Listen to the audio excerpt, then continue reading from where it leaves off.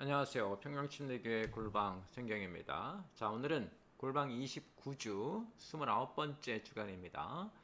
포로 시대 영웅들이라는 제목으로 다니엘서와 에스더서 통해서 포로 시대의 모습을 한번 살펴보도록 하겠습니다. 자, 여러분 잘 아시겠지만 골방 성경은 성경을 1년에 한 번 읽게 되어 있죠. 1월 달에 창세기로 시작해서 12월 달에 계시록으로 끝나는데 성경에 나와 있는 책의 순서대로 읽지는 않고요.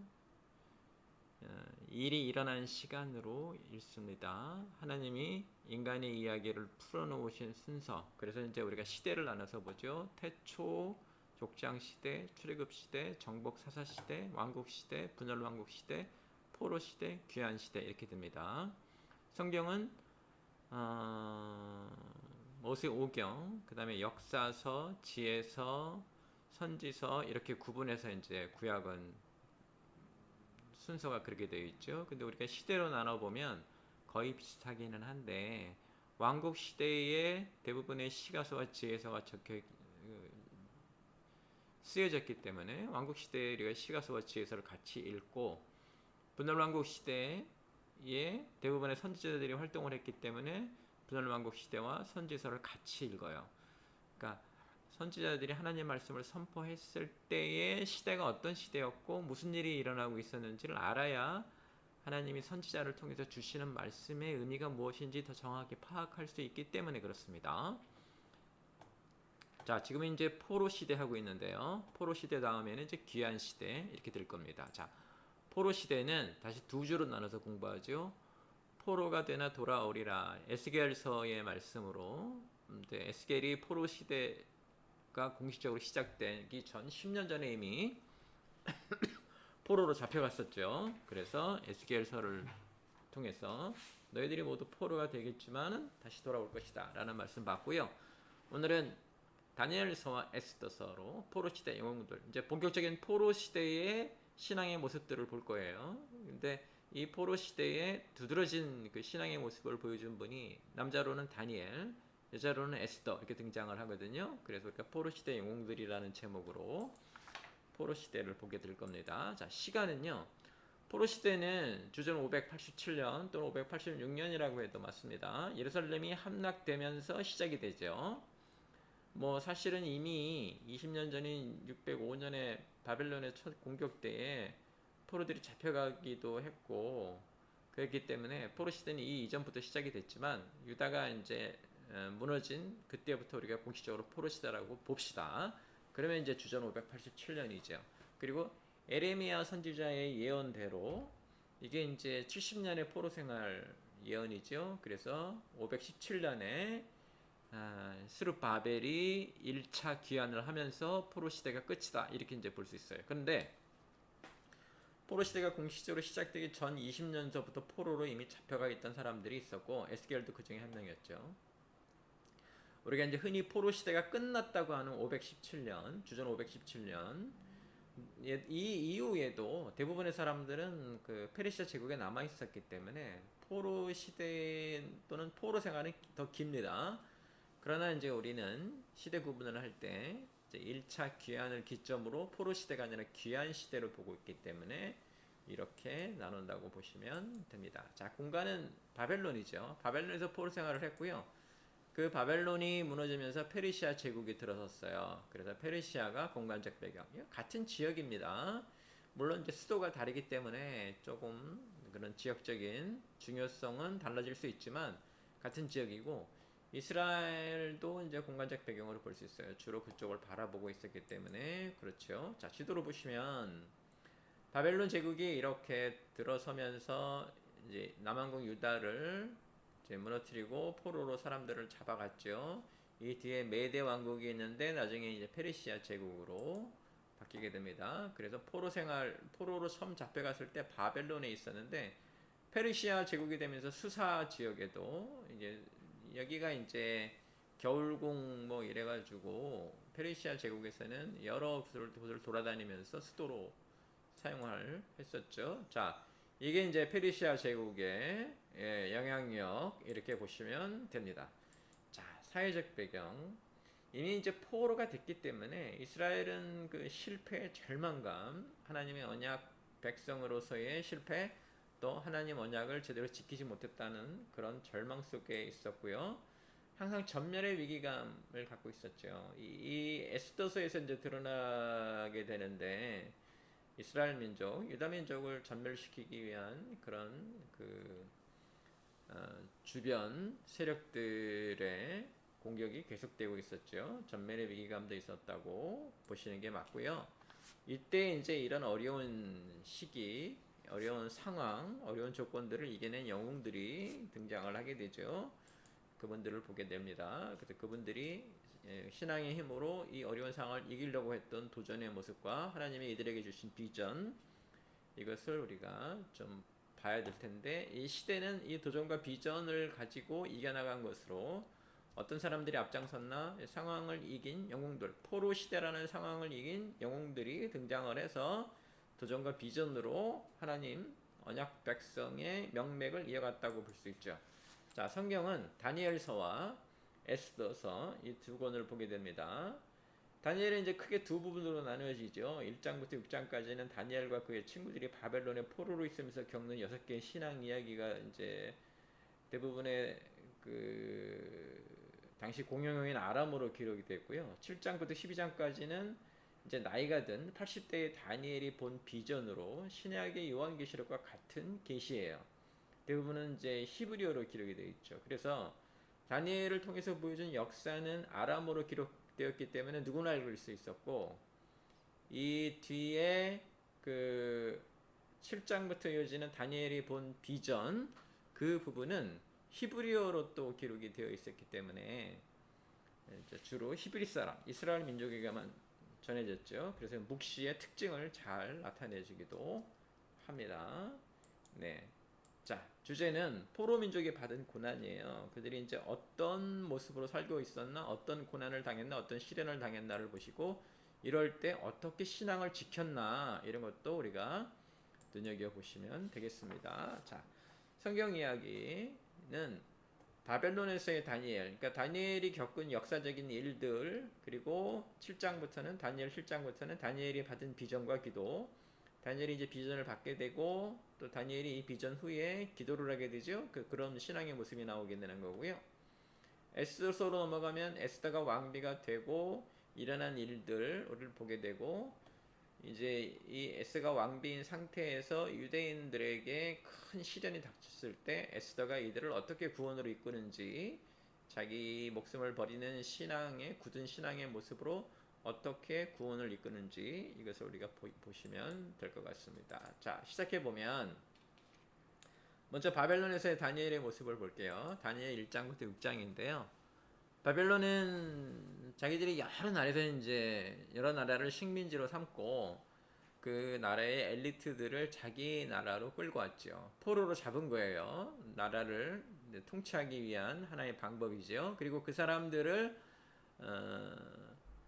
자기 백성으로 만들기 위해서 식민지 교육을 했어요. 그래서 유다의 엘리트들도 역시 바벨론의 식민지 교육을 받았는데요. 그 중에 하나가 이 젊은 청년 다니엘이었고요. 다니엘과 그의 이제 친구들 같이 교육을 받은 사람들이 있었죠. 그래서 이게 이제 배경이 되고 어떤 일이 있었냐면, 다니엘은 뜻을 정해서 하나님의 삶의 방식을 고수합니다. 먹는 것이라든가 이런 것을 바벨론이 주는 것을 거부하고 자기는 하나님이 가르쳐 준 대로 살겠다 해서 뜻을 정했다. 이제 10대의 어린 다니엘인데요. 뜻을 정하여라고 한 표현으로 봐서 굉장히 단단한 신앙을 갖고 있었고, 이렇게 함으로써 오히려 결과가 좋았기 때문에 오히려 인정을 받죠. 다니엘이 뜻을 정하고 하나님 삶의 방식을 고수했을 때 결과가 아주 좋았기 때문에 바벨론도 다니엘의 방식을 인정해 줬고요. 그래서 다니엘이 상당히 단단한 신앙, 그 어린 나이에 포로로 잡혀가 있는 상태에서 그 강대국들이 하려고 했던 것을 거절하고 자신의 삶의 방식, 신앙의 방식을 지키는 단단한 신앙을 가지고 있었다. 이걸 우리가 볼 수 있고요. 이후에 이제 느부갓네살이 큰 신상에 대한 꿈을 꾸는데 이제 아무도 해석을 해내지 못했죠. 당시에는 꿈을 해석하는 것이 어떤 영성의 기준이 되던 시대였습니다. 뚜렷한 계시가 없던 시대에 주로 꿈으로 계시를 보게 됐고, 그 꿈의 내용을 듣고 이게 뭘 의미하는지를 해석해내는 것이 어떤 영적 능력의 기준인데, 다니엘이 느부갓네살의 꿈을 해석을 해내죠. 느부갓네살이 아무에게도 말을 하지 않았는데 다니엘이 꿈을 알아내고 해석해내는 것으로서 역시 다니엘이 인정을 받는 계기가 되고요. 이후에 나중에 십몇 년이 지난 후에 느부갓네살이 자기 신상을 만들어서 모든 그 백성과 식민지 백성에게 우상을 강요하죠. 이때는 다니엘이 등장하지 않고요. 다니엘의 친구들만 등장하는데요. 같이 교육을 받은 사람들이었던 것 같아요. 이제 거기서 교육을 받고 꽤 오랜 시간이 지났기 때문에 사실은 거기에 관리들이 돼 있었던 사람들인데 이 친구들은 이 우상 강요를 거부하죠. 당연히 풀무불에 떨어지게 되는데 보니까 누군가 같이 해줘서 이 사람들이 모두 다치지 않고 구원을 받게 되는 것을 우리가 볼 수 있죠.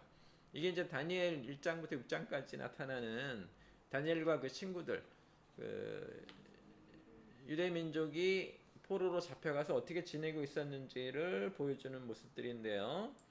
우리가 이제 뭘 보냐면 이들이 모두 포로로 잡혀가서 포로였지만 하나님의 삶을 유지했고 또 뚜렷한 성과도 이루어냈으며 포로이긴 하지만 하나님이 베푸시는 구원을 얻기도 했다.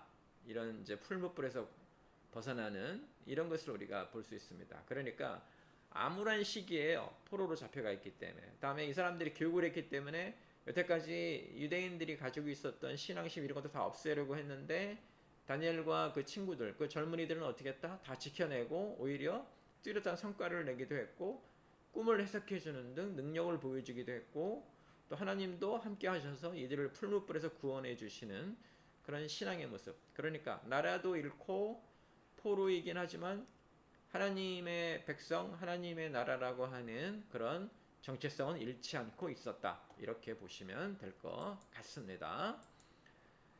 자, 그 다음에 이제 느부갓네살이 두 번째 꿈을 꾸죠. 큰 나무의 꿈을 꾸게 되는데요. 이제 사실은 이 민족이 큰 민족이 되리라라는 꿈 같은 것이었는데 이게 이제 크게 무너져서 너희가 안 좋아질 것이다라는 거죠. 다니엘이 이것을 해석해 내게 되고요.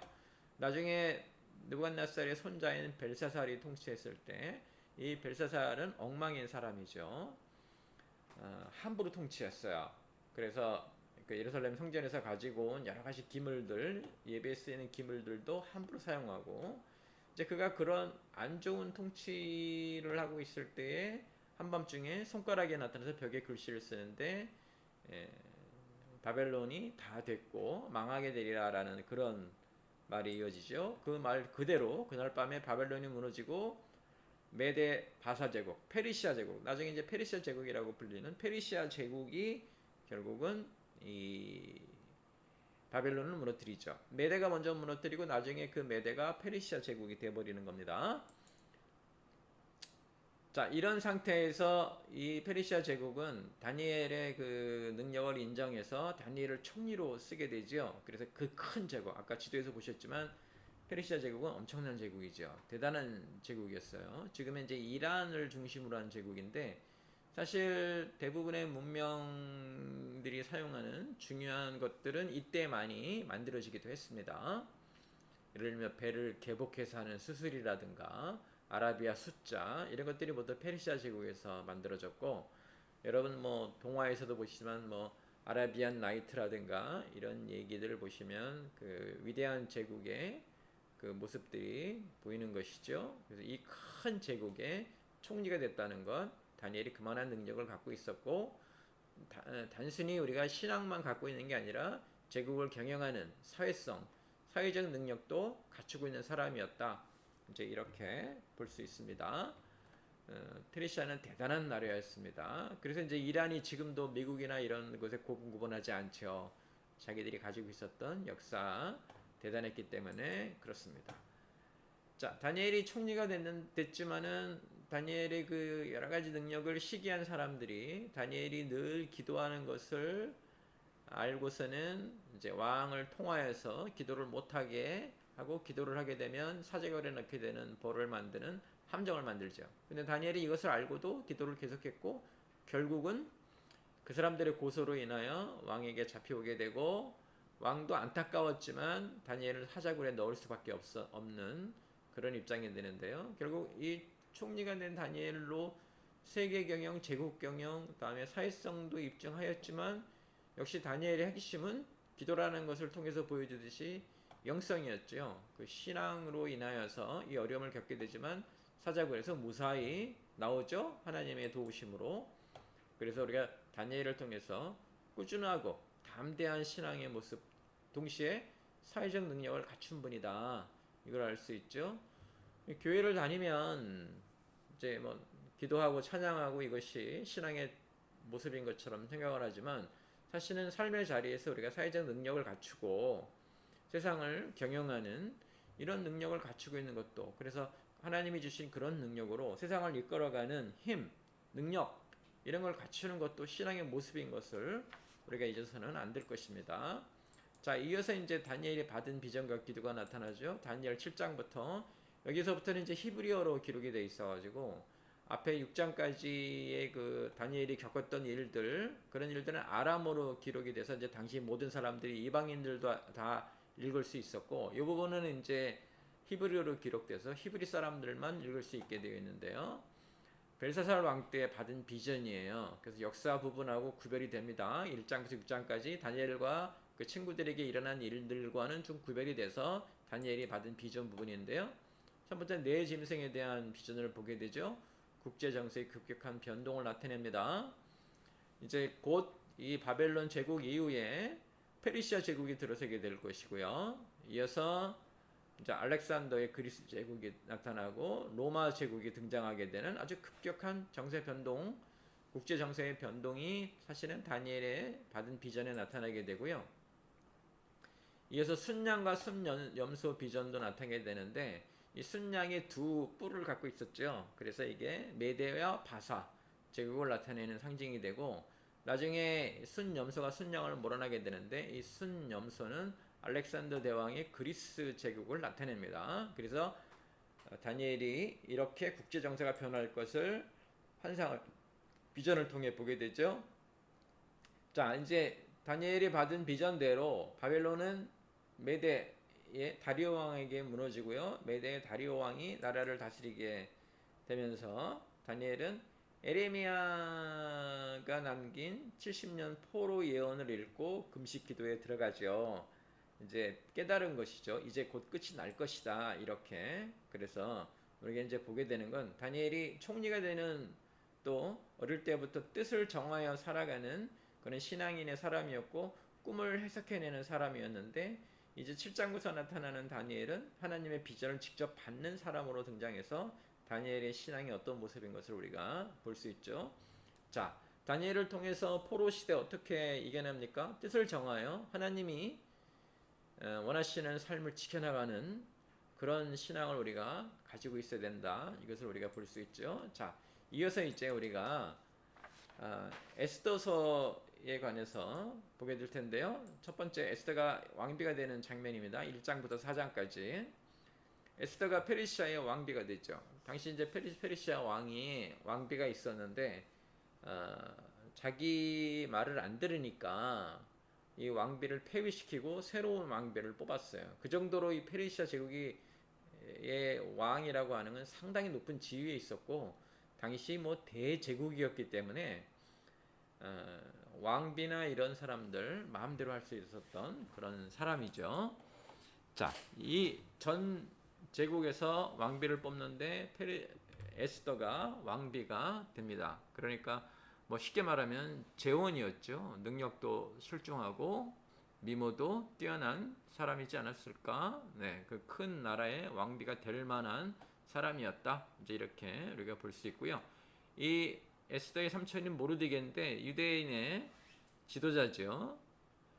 이 사람은 그 이제 왕 암살 음모를 알게 되어서 이것을 전달해서 왕을 암살로부터 구해내는 그런 또 역할을 하게도 됩니다. 자, 이런 상태에서 하만이라고 하는 사람이 총리가 되면서 모르드게와 갈등을 겪죠.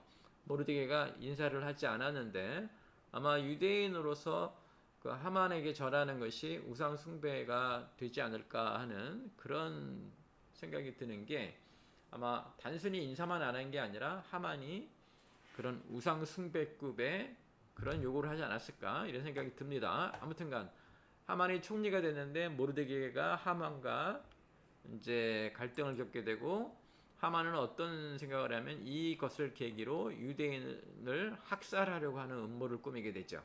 그래서 왕에게 이제 가서 전달을 해서 유대인을 모두 죽이자는 그런 조서를 받고 내려오죠. 그래서 날짜를 정해놓고 유대인을 모두 죽이려고 하는데, 이것을 알게 된 이스라엘은 결국 어떻게 됩니까? 통곡하면서 하나님께 기도하게 되는 것이죠. 이때 모르드게가 왕비인 에스더를 찾아와서 우리를 구해달라.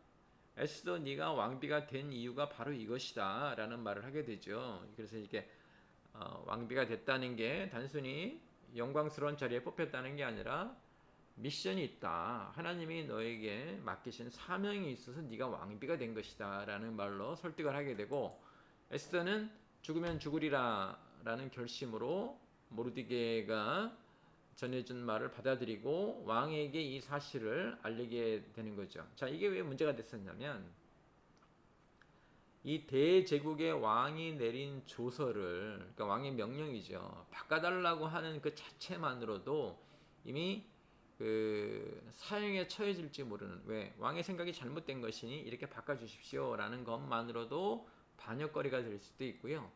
이미 이 왕은 그 먼저 있었던 다른 왕비를 폐위시켰던 그런 왕이죠. 그런데 이제 에스더가 왕에게 찾아가서 당신이 내린 조서를 좀 바꿔달라 한다는 것 자체가 상당히 위험스러운 그런 일이었어요. 그래서 에스더가 금식하면서 기도하고 결심하기를, 그래 죽으면 죽지 뭐라는, 죽으면 죽으리라는 대단한 결심을 하고 왕에게 이 사실을 알리겠다고 마음을 먹죠. 자, 그래서 에스더의 그 계획이 어떠냐면, 연회를 열어서 왕에게 좀 우호적인 분위기를 만들고 이 얘기를 전달할 기회를 찾고자 했죠. 그래서 에스더가 왕과 하만을 동시에 불러서 연회를 열게 되고 꽤 성공적이었습니다. 모두들 만족스러웠죠. 그래서 그 다음날 밤에 2차 연회에 초청하게 됩니다. 자, 그리고 이제 그날 밤에 왕은 우연히 잠을 못 이루고 예전에 있었던 일들을 읽다가 모르드게가 자신을 그 암살의 위험에서 구원해 준 것을 알게 되죠. 그러니까 당연히 이제 선물을, 보상을 이루어 주려고 하죠. 근데 이날 밤에 하만은 모르드게를 처형하기 위해서 나무를 준비해 놉니다. 사형틀이겠죠. 자, 왕은 모르드게에게 포상을 준비하면서 하만에게 물었고, 하만은 그게 자신인 줄 알고 많은 상을 주십시오라고 했었는데 자신이 아니라 모르드게였고요. 이 2차 연회에서 에스더가 왕에게 사실은 하만이 이런 계략을 꾸며서 유대민족을 모두 죽이려고 한다라는 사실을 폭로하죠. 그래서 왕이 이 얘기를 듣고 분노해서 하만을 처형하는데, 하만이 준비한 나무에 하만을 달아서 사형에 이르게 하죠. 그래서 하만은 사실은 그 전날 자기가 준비한 나무가 자신을 처형에 이르게 하는 나무인 것을 모르고 있었죠. 네, 이렇게 해서 에스더가 죽으면 죽으리라는 대단한 결심을 하고 치밀한 계획을 세워서 하만의 계략을 왕에게 알려서 왕으로 하여금 모르드게와 이스라엘 민족을 살리게 하고 이스라엘 민족을 죽이려고 했던 하만을 오히려 사형에 처하는 이러한 역사를 이루어내죠. 하나님께서도 그 에스더의 연회가 있었던 첫날 밤에 왕으로 하여금 모르드게가 자기를 구원했었던 그런 일을 읽게 해서 하나님께서도 이런 준비를 해놓으셨죠. 이 일 후에 이제 부림절이라 그래서 이스라엘 민족들이 에스더의 신앙을 기리는 그런 절기는 아니고요, 축제일과 같은 것을 이제 1년에 한 번씩 지키게 되는데, 정확하게는 푸림이라고 하죠. 그래서 여러분 유튜브나 이런 데 푸림 또는 부림절 찾아보면 이스라엘 사람들이 모여서 춤을 추는 것을 우리가 볼 수 있습니다. 전멸의 위기에서 구원을 받은 거죠. 예, 그러니까 아까도 처음에도 말씀드렸지만 포로 시대 항상 전멸의 위기감을 느끼고 있었는데 또 구체적으로 이런 일들이 일어났는데 이때 에스더라고 하는 분이 죽으면 죽으리라라는 대단한 신앙의 모습으로 치밀한 작전으로 왕에게 고하고 이것을 역전시키는 것을 우리가 볼 수 있습니다. 자, 그래서 포로 시대 다시 이제 정리하면 이렇습니다. 다니엘이 보여준 뜻을 정하고 단단한 그리고 사회성도 있었고 비전과 기도를 통해 이제 포로 시대를 견디는 것을 보여줬고요. 에스더라고 하는 분이 왕비가 되면서 그런 큰 위험을 무릅쓰고 죽으면 죽으리라는 신앙의 힘으로 그 여러 가지 전략과 모함을 이겨내고 유대인들을 구원에 이르게 하는 그래서 포로 시대 다니엘과 에스더의 신앙의 모습, 영웅적 신앙의 모습을 통해서 이런 위기, 또 고난은 어떻게 이겨나가는지 우리가 볼 수 있게 되었습니다. 여러분들도 이번 한 주간 다니엘서와 에스더서를 통하여서 고난은 어떻게 이겨내는지 신앙은 어떤 모습으로 지켜내는지 보시면서 우리들의 신앙도 다니엘의 그런 뜻을 정하는 신앙, 세상을 이끌어가는 능력, 그리고 에스더의 단호하고 결심의 신앙 이런 것들 배워야 할 것입니다. 이번 주도 하나님 말씀과 더불어서 여러분의 신앙을 키워나가는 그런 한 주가 되시기를 주님의 이름으로 축원합니다.